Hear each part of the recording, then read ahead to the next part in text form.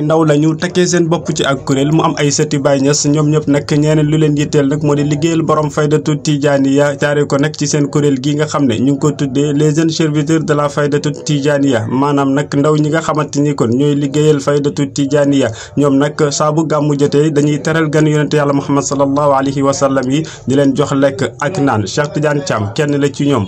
les jeunes serviteurs de la fayda mooy Shababu Xudaamul Fayda association boobu nag ñu ngi ko créé en août 2020 loolu boo ko xoolee mooy jamonoy Covid bi taqriban bii nag mooy suñu 4e édition bi nga xam ne ñu ngi defal li nga xam ne moom mooy mën nañ ko tuddee suñu wàll ci xidma Maulana Cheikh Ibrahima Niass ci bësam bi nga xam ne mën nañ wax ne bësam la parce que bësu soppeem bala nga xam ne moo ko gënal lu ne ku ne ak fu ne muy incha allah Muhammad sallallahu alayhi wa sallam ci bësu Sani Achar Rabiul Awwal bii nga xam ne ci la juddu bii mooy ñeenteelu at bi nga xam ne ñu ngi ci togg ay berne di ko séddale jaamu yàlla yi waxtu bu nekk di ci sàkku yàlla yokku ñu ci ba pare ñu am ci ngërëmal Baay incha allah. liggéeyal Baay Ñas nag amul tànki ginnaaw looloo tax nag mouvement bi les jeunes serviteurs de la fayda tijaaniya diggante daaw ak ren saa su ne rek ay liggéeyam mu ngi gën di yokku Cheikh Tidiane Thiam kenn ci ñoom moo ngay lim li ñu jot a def. liggéeyal Baay moom amul deltu ginnaaw ca kanam rek la am te dégg nañ ci benn waxtaan ne ci waxtaanu imaam Cheikh Tidiane Aliou Cissé mu ne liggéeyal Baay moom amul taxaw deltu ginnaaw rek wala avancé. te ci domaine boobu noonu nag suñ première édition mooy en 2020 yàlla dafa dogal ay ndékki rek lañ defaroon jébbal ko jaamu yàlla yi li nga xam ne mooy édition 2021 kazalika ñu def naka noonu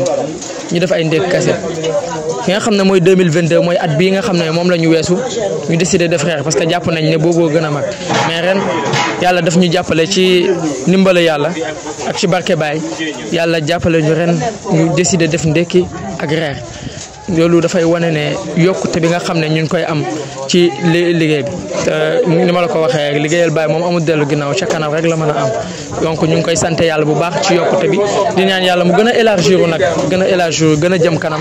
ngir li nga xam ne moom lañ ciy séntu moom mooy ngërëmal Baay ñu am ko ci incha allah. ëpp ci ñoom nag ay ndaw lañu ñu ci gën a bëri tamit dañuy sàkku xam-xam tax seen loxo jotul seen digg ginnaaw moo tax nag ñuy tàllal loxo ñi nga xam ne ñoo di bonne volonté yi ñu jàppale leen ci wàllum ndimbal ngir ñu mën a gën a def liggéey bi nga xam ne ñu ngi koy def jëmale ko ci ganu Seydina Muhammad yi sallallahu alayhi wa sallam. appel bi ñuy lancé nag li nga naan li olof naan li nga jàppoon ba mel ni bu ko bàyyee te jig na la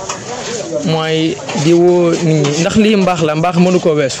parce que Cheikh Mouhamadul Mahi Ali Cissé mi nga xam ne moom mooy porte-parole bi dafa doon wax naan liggéeyal Baay leen la tàmbale boo tollee ci jàng nga jàng boo tollee ci liggéey nga liggéey ñun nag yàlla xéwalee nañu bu année scolaire bi fekk mi ngi daw ñu ngi yittewoo jàng donc ñu ngi liggéeyal Baay suñ côté boobu noonu ci benn anam te ñu ngi ciy gis yokkute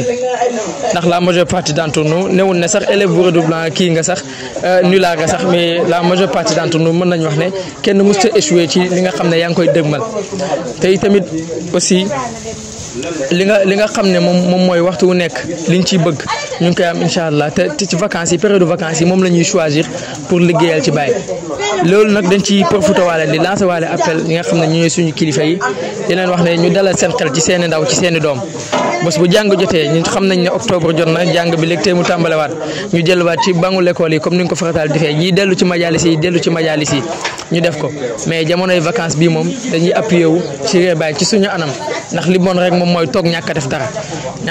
dara parce que association yi bëri nañ ñi liggéeyal Baay bëri na waaye li Cheikh Serigne Baye di wax naan mbëggeel jëf moo koy dëggal te jàpp nañ ne ñu ngi def nag te fekk dama koy faral di wax sama nit ñi mooy fekk li ngiy liggéey